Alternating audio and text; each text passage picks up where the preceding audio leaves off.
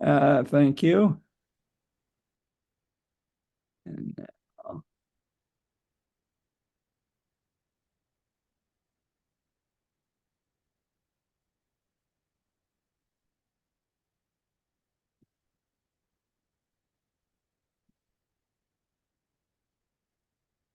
I will share the screen.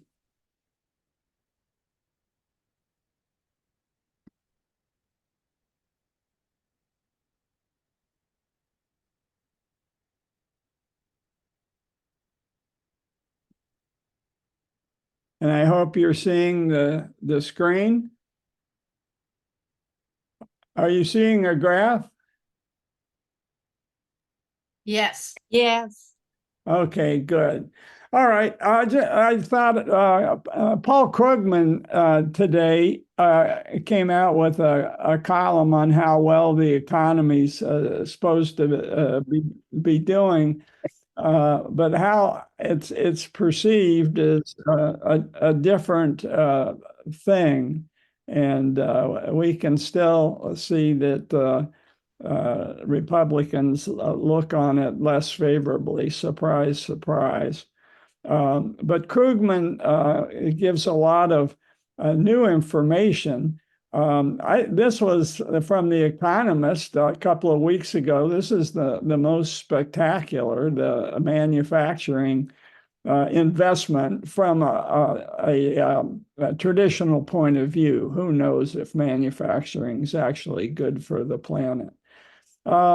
At least we're not Xi Jinping. His stock market has gone through the toilet. Yet another chapter in what does China want? What we've been looking at for the last year and a half. And the employment rate. I think this is from the Krugman article, and you can see unemployment is way down, the best that it's been in a long, long time. But do we get any credit for it? Not from the Republicans at all. And that this kind of follows the election cycle and Biden getting elected, and then it's gone down ever since that. In Republican eyes, even the Democrats kind of swooned during COVID, but post-COVID and Biden's grabbing hold, they're starting to see, hey, wait a minute, we've got a pretty good president. Whether they'll ever persuade Republicans is one thing. Okay, on to the main topic, which is really American relations with Saudi Arabia. Yes, Shigeko. The LA Times today said that Fox business economist Larry Kudlow, former official of the Trump White House and consistent dispenser of grim economic predictions, reported on Fox News that the Biden economy was, good. Oh, wow. Gee, that's great. Well, I think that's Krugman's point. And we've got to start making the case, but Kudlow, that's a real coup. Thank you, Shigeko. We're always looking for good news, and so the good news had been that maybe the Abraham Accords were going to solve the Israeli-Palestinian crisis, but they forgot one thing, which was a place for the Palestinians to live. And the fact that this Abraham Accords was moving ahead with the prospect of Saudi Arabia recognizing Israel, that arguably that's what caused the Hamas attack. Hey, you can't ignore us like that, they seem to be saying.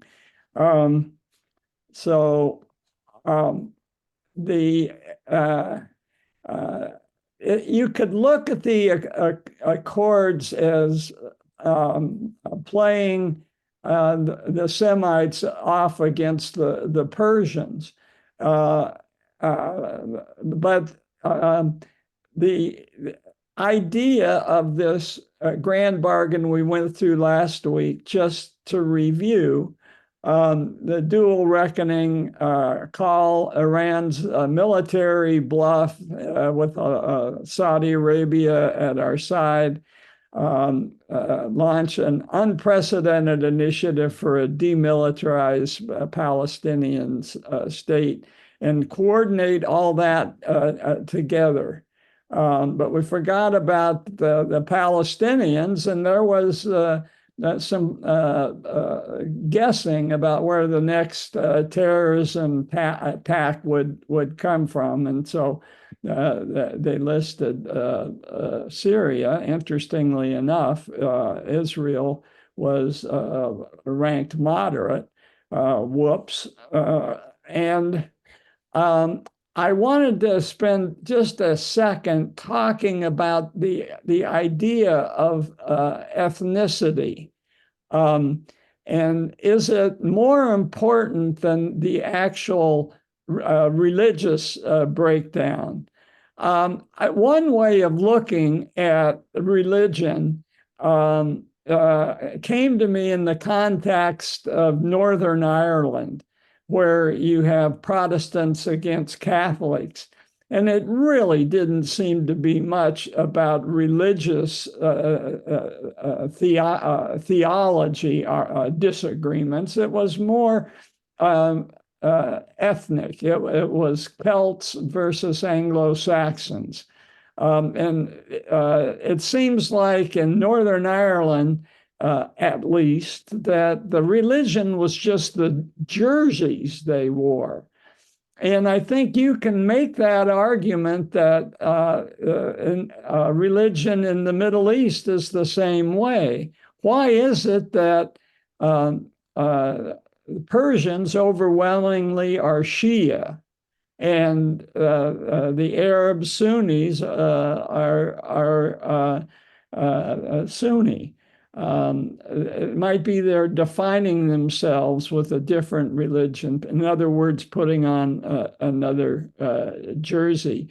The other separation that often predicts the ethnic divide is language, right? And if you look at the languages, the Semitic language is so different. No overlap at all.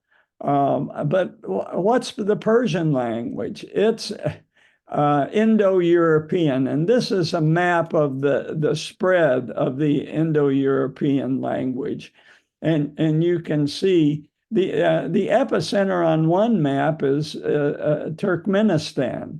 And it's spread out from there all the way to India, and all the way up to the Baltic. And it was interesting, the Indo-European concept of a language was found by a British linguist in India in the 1700s, when he just kind of noticed that the Hindu word for horse was awfully similar to the Lithuanian word for horse. And one thing led to another, and you get this concept of the Indo-European language, and all this whole area is related. And they studied the cognates of different words, and the linguists could nail that down. So the language difference between the Semites, the Arabs, the early language was Aramaic. That was biblical, maybe what Jesus spoke. And you can see it break down later into a current language in Hebrew. So a wide gap. And before there was religion, before they put on their religious jerseys, they were still fighting. The Persian Sasanian Empire, which we studied when we did the Silk Road, was pre-Muslim, and they were fighting with the Arabs at that time who were pagan. And the interesting thing is Farsi, which is what they speak in Afghanistan, is Indo-European. Okay. What's the basis of the argument of a security alliance between the United States and Saudi Arabia? For me, when we first went through this, it was really surprising at how early it happened.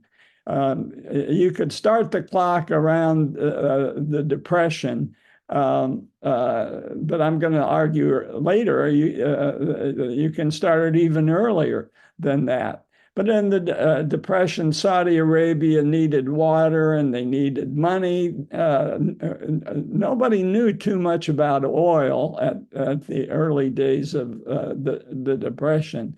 And the interesting thing is they'd had a relationship with the British colonialists. But there was one colonialist named Jack Philby who had an Arab name, kind of went native like Lawrence, who was also British. And he had a pro-American stance in contrast to the British policy, right? And so of interest, his son turned out to be Kim Philby, who turned his back on Britain as well.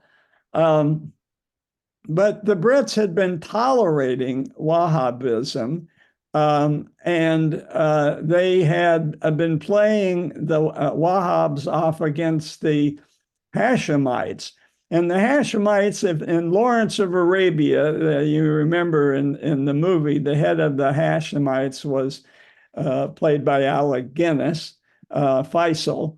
So they were playing both the Saudis and the Hashemites along, which was perhaps why the alpha male, Ibn Saud, had, I'll walk with the English as long as honor will allow me, but he had a much more positive view of Americans. And where did that come from? There's this fascinating book called Power, Faith, and Fantasy, written by Michael Bjorn.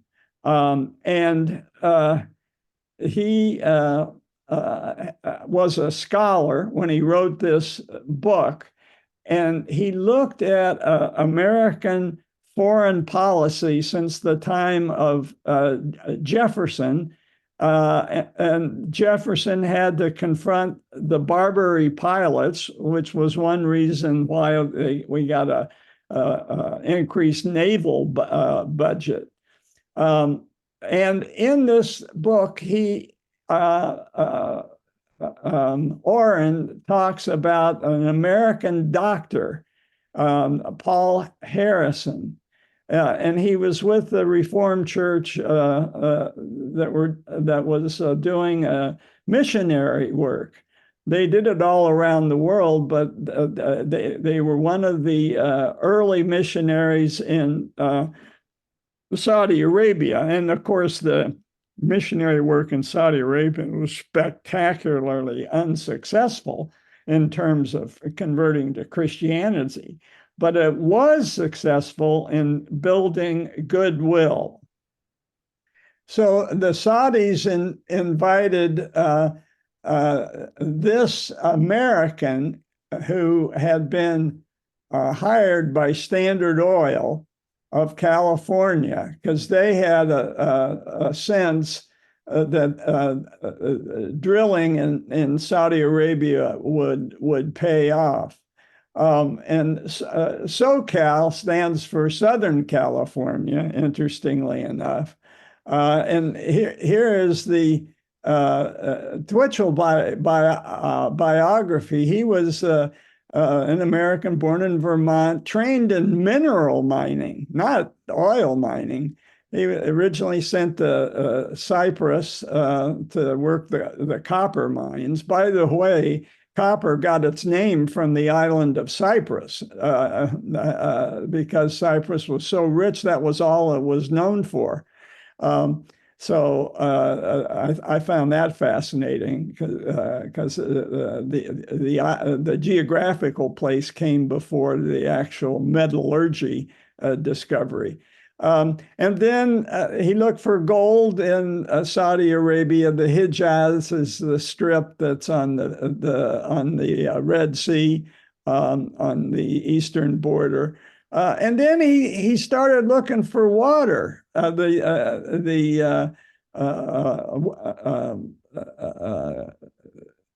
Bedouin tribes of Yemen wanted water, and we certainly remember from Lawrence of Arabia with Omar Sharif's encounter, and he murders somebody for taking water from his well.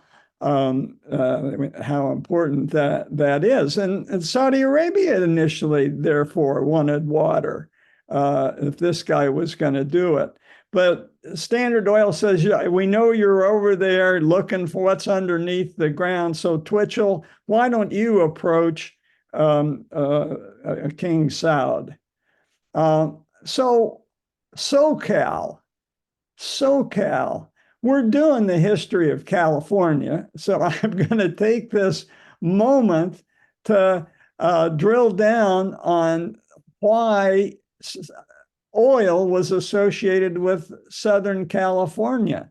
Well, we've talked a lot about the San Joaquin Valley. That's where open pits were. We know from the tar pits in downtown LA, there's a museum there, right, where they found a lot of fossils. So it's not too surprising. And then, so you have these open pits, and then the first refineries built in Kern County in 1866. And so it might be one reason why Martinez at the top of the Great Valley, right on the water, eventually become a refinery town where I work. And then Leland Stanford had brothers who knew, and they were involved in Ventura County. There was this movie, There Will Be Blood, which dramatizes how much California oil meant to California, in particularly Southern California. It was a novel based on a novel named Oil by Upton Sinclair.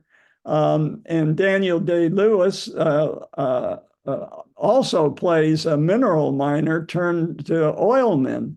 And we know how ruthless it was by the way the movie turned out. But there was this dramatic moment where he discovers the oil right here in Southern California. And Shigeiko, Los Angeles has a lot of oil. And we see it even today on the freeways. We see these little pumps pumping away, right? And there was a time, and you see this is a suburban area with trees. A lawyer named Doheny had noticed the tar pits, Berea tar pits. And he said, you know, I bet if I dig in my backyard, I could find it. And he did. His hobby was digging this deep hole in his backyard, stabilizing the sides. And unsurprised, he didn't have to get very far. So this is in Los Angeles at the intersection of Court and Toluca Street. I don't know if you know where that is, Shigeiko. But there's plenty of pictures of oil derricks around the last turn of the last century. Just a preview, when we get to oil, we're going to spend some time on it. Back to Saudi Arabia. Twitchell, true to his promise, got some dribbles in 1937. The dribbles was enough for FDR, Roosevelt, who was engaged in a war and they needed the oil, to show great deference to King Saud. And this was before they'd struck it big, but they knew that the potential was there, and the reports from Twitchell and the other engineers. And finally, in 1948, here it is, the largest conventional oil field in the world is discovered in the eastern part of the kingdom, enriching Wahhabis, by the way. There were a lot of Bedouins out there. And you can imagine what oil does to an economically undeveloped place. Currently, you have the movie, The Killer of the Flower Moon by Martin Scorsese, talking about how the Osage were affected, the Osage Indians. And that was, and you saw the problems with that. And 1948, of course, was the same year the founding of Israel. And then another 20 years later, you get the Six-Day War, which I'll get back to. So that is the reason America earned its credibility with the Saudis. We took the initiative first in giving them good medical care, and then helping them to discover the oil. Apparently, the biggest thing that turned Saudi Arabia away from America was Obama and his non-enforcement of the red line with Assad in Syria and the use of chemical weapons. And they blame Obama for allowing Russia and Putin to come into Syria. He came in with the idea of, he said, of brokering and dismantling of chemical weapons, but he came in for geopolitical reasons, and the Russian Navy is now in the Mediterranean. Back to Wahhabism. This is where we ended last time. You have the warrior and the religious fanatic. The interesting thing, the religious fanatic had influence outside of the Saudi Arabian peninsula. His influence went all the way to Mughal Sunnis in India, and it was a key role in the development of the Deobandi sect, which is what the Taliban belongs to. So this gets kind of confusing, but I've shown this graph before that helps me. We see the Wahhabis here as an offshoot of Hanbali, which is a pretty strict view of Islam, and that doesn't surprise us because the Wahhabis are very strict. Whereas the Taliban and the kind of Islam that developed near the Mughals was more Hanafi, if you will, more relaxed in the interpretation of Islam. And you see the Deobandi are an offshoot of that, and the Taliban are an offshoot. And so the Taliban and Wahhabis are, though they're both jihadists, they're very different. And the Mullah Omar was of the Deobandi faith. He's very strict, like Muhammad. No images of himself. This is the only known picture of him that was obviously posed. This one is from a BBC hidden camera. It's the only other picture we have of the guy because he didn't believe in allowing images to be made. And so what is Deobandi? It just is the location in northern India, north of New Delhi, even, of where the holy city for this brand of Islam, Hanabi, comes from. And we know that Mullah Omar not only did not want to have an image of himself, he didn't want anything that wasn't strictly Islamic. And so he blew up the Bamiyan Buddhas, which I think turned all our stomachs. The other thing is ISIS. So there's a ISK, which is its own its own brand of Wahhabism. Okay, so the others branching of Islam, totally different than Deobandi, and they hate each other. The ISIS-K and the Taliban. And so, and this is their flag. The first thing the Taliban did when they took over Kabul, they went to the jail and they saw that there was an ISIS-K guy in the jail. So the first thing they did was execute him. Jihadists turn on each other pretty easy. We saw that big time in Algeria. Let's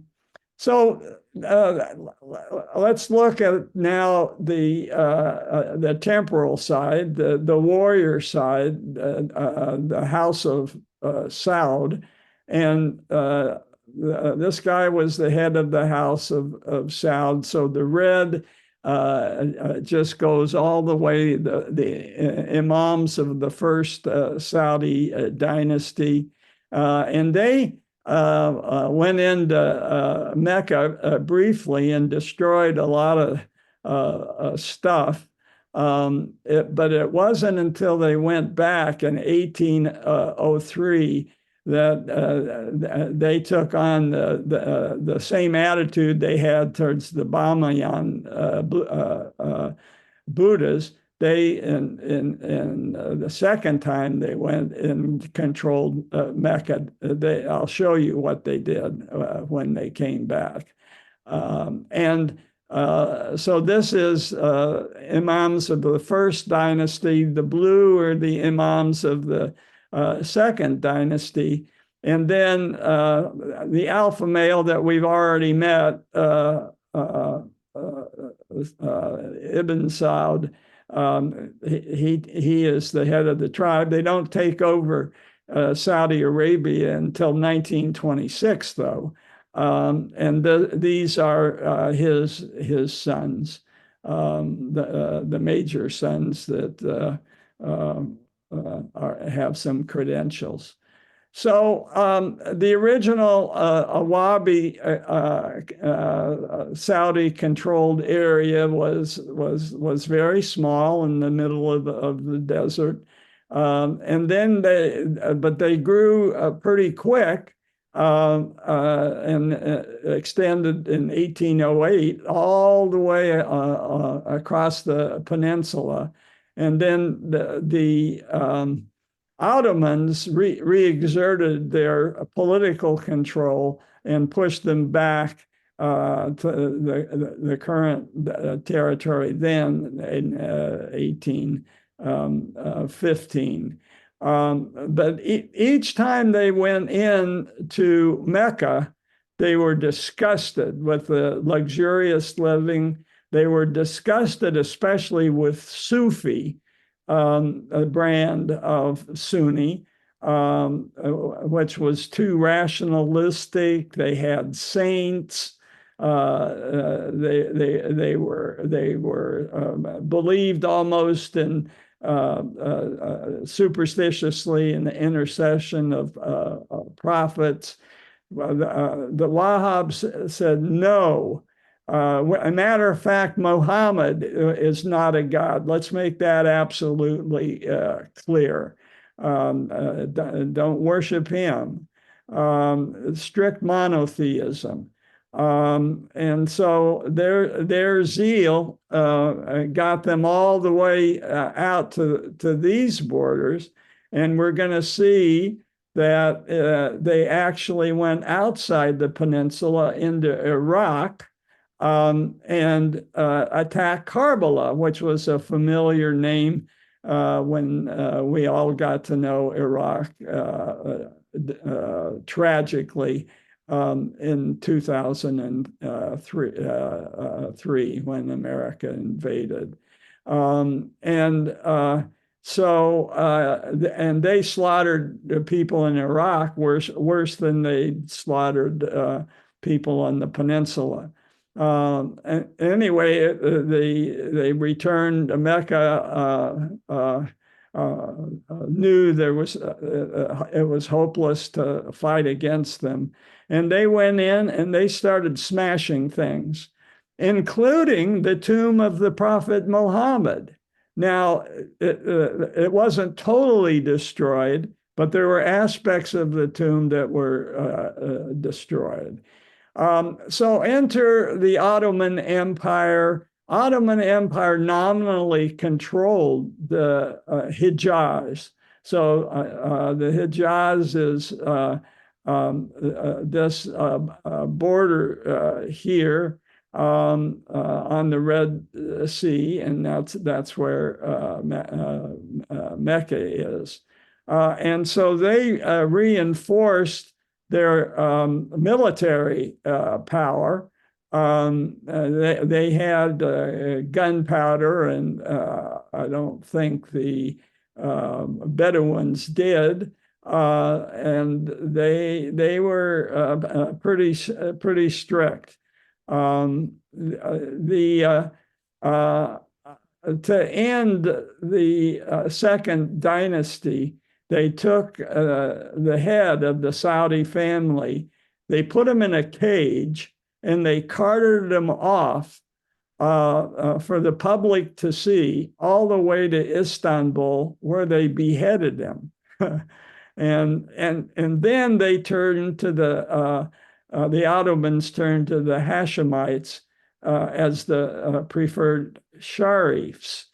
Now, I just want to be clear: sharif it has nothing to do with sheriff. Yeah, they have the temporal power, but sharif is a title of honor in the Semitic language and has nothing to do with the Indo-European Old English, which is shire reef. Every once in a while in Lawrence of Arabia, I'd hear the sheriff, and I'd think, wow, but the movie doesn't explain that. The Ottomans were pretty tough, but they were very tolerant of the Sufis, particularly the mystical strains. And the Sufi chief poet, Rumi, actually is from Asia Minor. I mean, he came originally from Iran, but fled all the way across and settled in the middle of Asia Minor.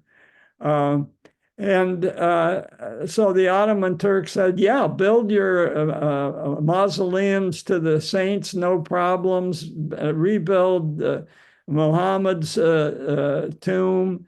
The Wahhabs looked, they were upset about this. When they came back, and this was perhaps what Mecca looked like around 1802, 03. They came back and created hell. So I was thinking this gets very confusing. I went and looked for a timeline. I kind of went down a rabbit hole and came up with this timeline. The Ottomans were in perfect control all the way through 1783. And then this emirate, which was another name for the Saudi Wahhabic emirate, took over during this time period all the way to 1818. And then the Ottoman Caliphate reasserted its control. This is just kind of takes it from when the Wahhabis Saudis conquered Mecca in 1802, and then they were ousted a little more than a decade later. Moving forward in 1885, there was a population of 45,000 that was ruled by the Ottomans. And then the Ottomans built a railroad, and we certainly saw that in the movie Lawrence of Arabia. That was in 1908. And then there was what was called the Battle of Mecca, and the Hashemites prevailed, and Faisal, played by Alec Guinness in the movie, takes over in 1916. And they control it for the next decade. But that's when Ibn Saud moves in. So that's roughly the timeline. I found it of interest that when the Wahhabis destroyed stuff, they targeted tombs of women first. Even Muhammad's wife, Khadija, and certainly his daughter, Fatima, who was his cousin's wife. And then after, when they went to Karbala, they destroyed the Saudis, of course, destroyed everything they could find associated with Ali. There was a burial place for Muhammad's tooth that had broken in battle and been preserved, and they destroyed that. When you see all this destruction, I think it's useful to review the family tree, this being Muhammad and his Khadija, his wife, 10 years older than he, a very prosperous merchant in the pagan, at that time, pagan environment of the peninsula. They had a daughter, Fatima. Now, you got to understand, Muhammad had an uncle Talib, interesting name, who had a son, Ali. So Ali and Muhammad were cousins, right? And Ali married Fatima. So you have one of these second cousin marriages, and they had Hassan and Hussein, who became mythological heroes in the Shiite faith. So Ali was thought to be the legitimate successor, but he was skipped over by the powers that be and say, "No, we're not gonna do relatives." And so you had this line starting off, and finally, after 12 years of that and assassinations, it was okay. Enough with the assassinations. We'll let Ali take over the head of Islam, and then he was assassinated. So rocky start, you could say. But nevertheless, there was Aisha, there was Khadija, there was Fatima, who were women, and anything that was devoted to them, the Wahhabis just destroyed it. So this was an artist's conception of the beautiful tomb of Fatima, Muhammad's daughter. And that had been constructed during the time of the Ottomans. And the Wahhabis destroyed whole cemeteries that had headstones that were honoring holy people that had come on the scene in the 1,000 years of that had passed between the founding of Islam and when the Wahhabists took sledgehammers to everything. Now they damaged Muhammad's tomb, but it was preserved, and the Ottomans reconstructed something. Yes, Aiko. Aiko, you may be muted. Yeah, I am. Okay, sorry about that.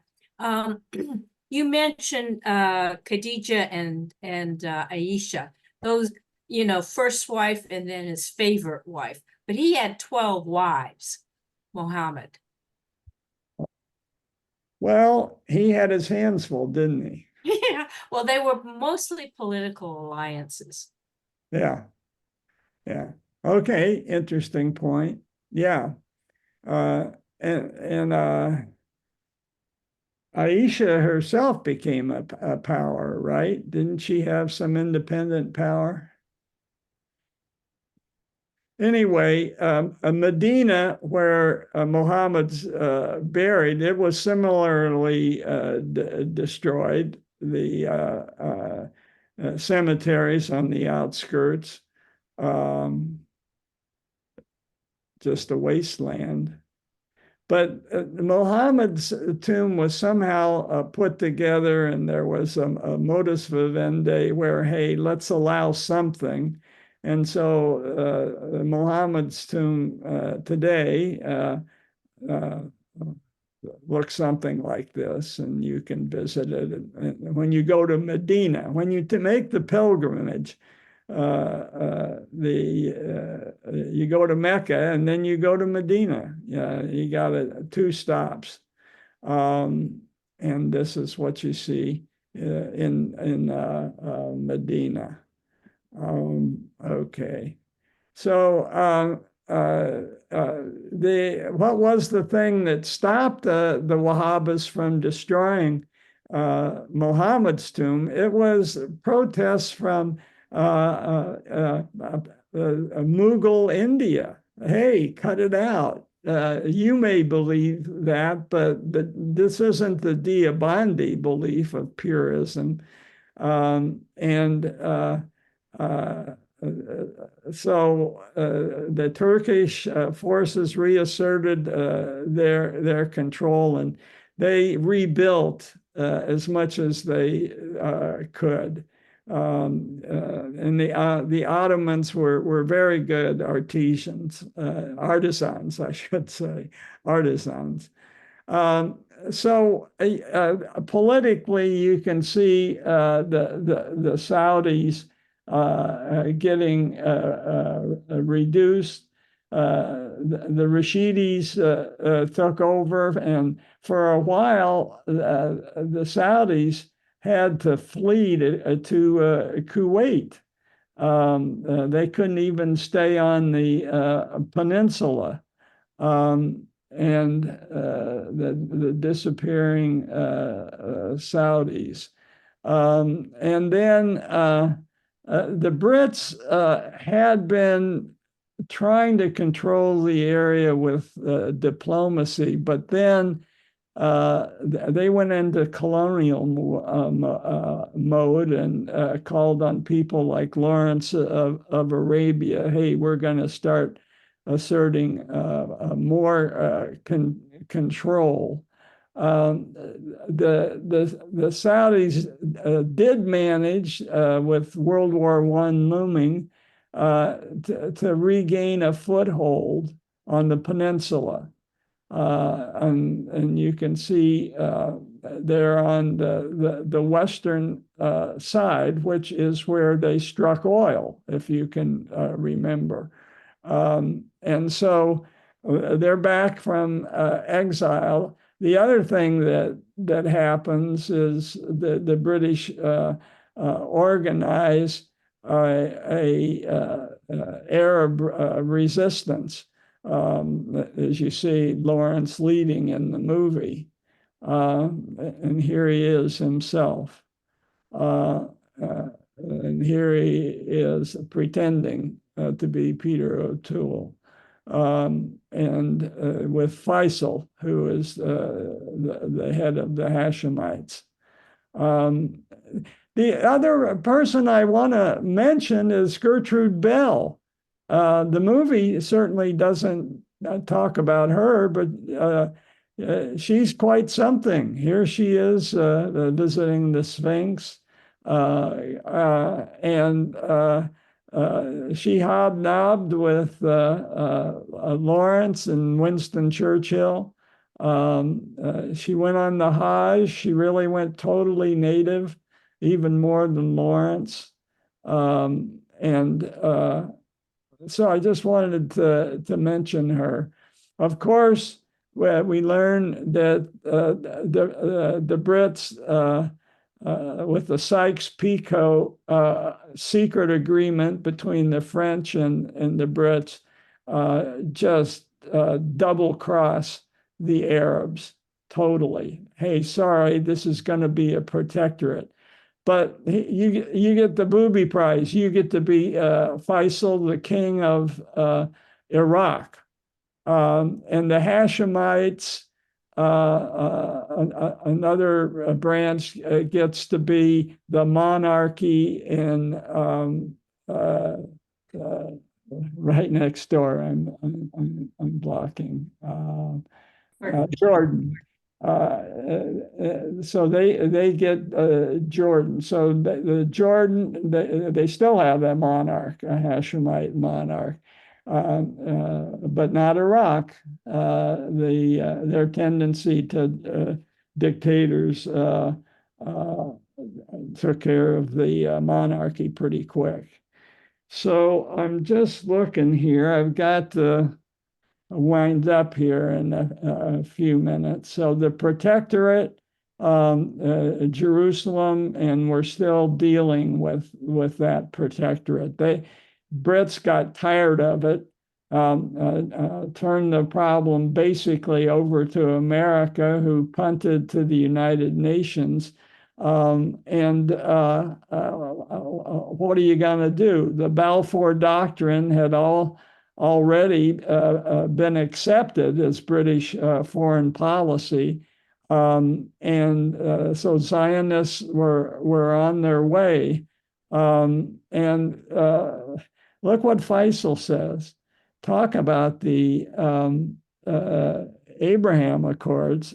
Faisal assures his cousins of the cooperation of Palestine. There was another way to figure this out, right?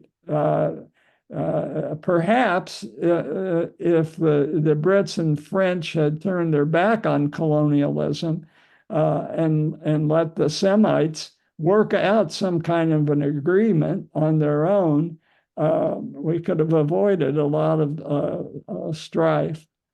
So the Sykes-Picot Treaty divides up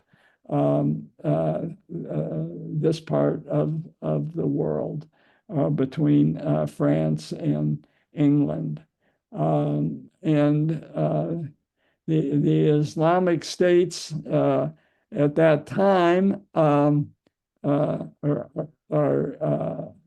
laid out here in 1925. And this is when the Sauds take over the whole peninsula. And this, therefore, is a good place to stop. But I hope you get a sense of where America fits in on this. This is King Saud in 1925. He had positive views about America. And the thing that I want to just give a little preview on is the religious missionaries that go to Saudi Arabia. And they're inspired by what's been called the Second Great Awakening. And so that's my tease for next week. And you'll see the missionaries. There's some missionaries from Germany named Steinbeck. Yes, that's Steinbeck. Okay, that's where I'm going to stop. I'll return to this point next week. Questions, comments?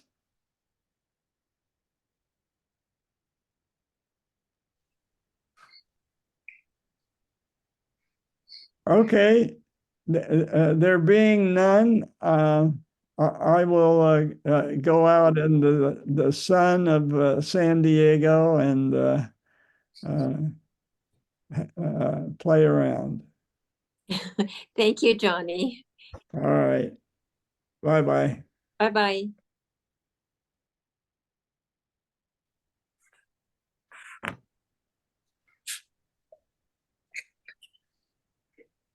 Good to see you, Homer.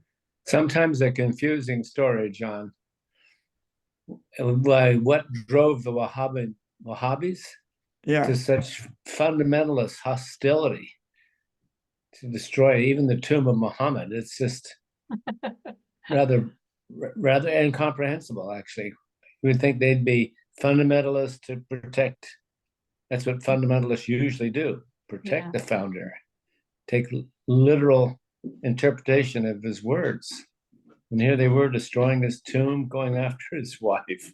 Well, number one of 11, I guess, of 12, but against all of them. It's just a little unfathomable.